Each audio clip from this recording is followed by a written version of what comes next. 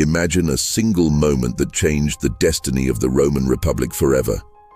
A powerful leader, beloved by the people but feared by the elite, walks into the Senate on a March morning in 44 BCE. He believes he is about to continue shaping Rome's future. But that day would become one of history's most famous turning points. This is the story of Julius Caesar's assassination, a dramatic tale of ambition, loyalty, betrayal, and the fall of a republic. Do you think history would have been different if Caesar had survived? Welcome to Global History Hub.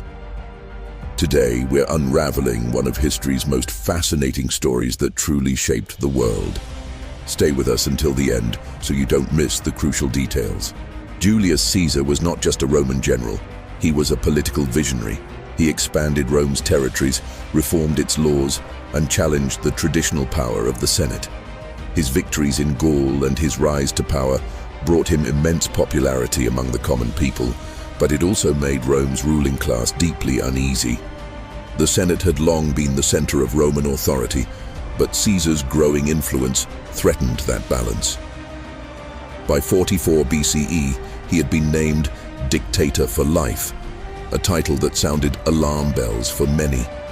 Senators feared that Caesar was aiming to become a king, something the Romans had sworn never to tolerate again since overthrowing their monarchy centuries earlier.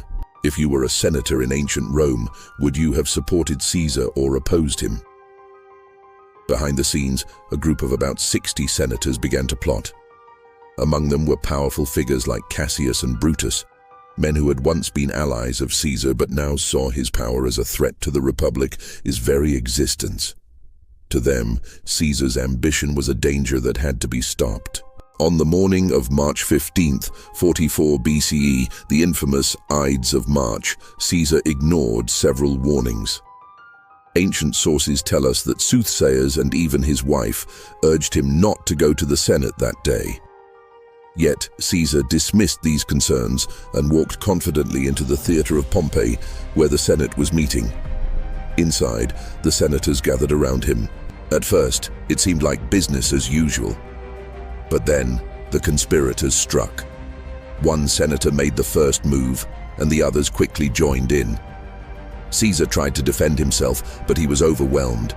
The most dramatic moment, recorded by ancient historians, came when he saw Brutus, a man he had trusted like a son, among his attackers.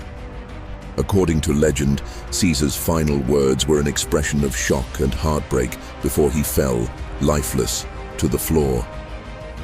Do you believe Brutus betrayed Caesar out of principle, or was it driven by personal ambition? With Caesar dead, the Senate chamber fell into a stunned silence. The assassins, calling themselves the Liberators, believed they had saved the Republic from a tyrant. But instead of restoring freedom, they unleashed chaos. The people of Rome were shocked.